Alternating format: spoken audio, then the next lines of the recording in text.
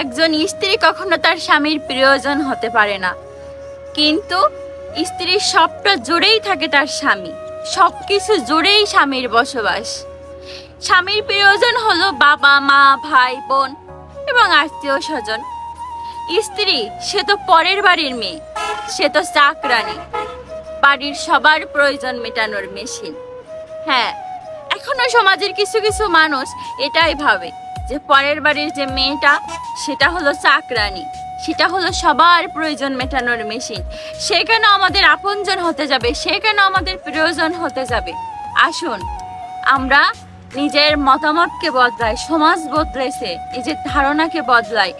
যে সারা দিন এত কষ্ট করে আপনাদের ফ্যামিলির খেয়াল রাখছে, সবার মুখে খাওয়ার জোগাচ্ছে যে মেয়েটা, তার সাথে কখনো অবহেলা করবেন না, তার সাথে কখনো খারাপ ব্যবহার করবেন না। কারণ সে যদি না থাকতো আজকে আপনাদের মুখে খাবার দেওয়ার মতো কেউ থাকতো না। কিন্তু দিন শেষে এত কষ্ট করার পরেও দিন শেষে সেই মেয়েটার নিজের বলতে কেউ থাকে না। সেই মেয়েটা সবসময় একাই থাকে, নিজের মনের কথা কাউকে বলতে পারে না, নিজের কষ্টের কথা কাউকে বলতে পারে না, নীরবে চোখের জল ফেলতে হয়।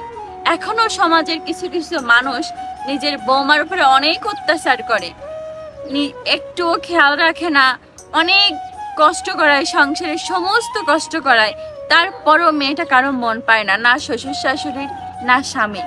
স্বামীও এক এক সময় ভাবে ও তো পরের বাড়ির মেয়ে, ও কি কখন আমার বাবা মার জায়গায় আসতে পারবে, ও কি কখন আমার মনে জায়গা করতে পারবে।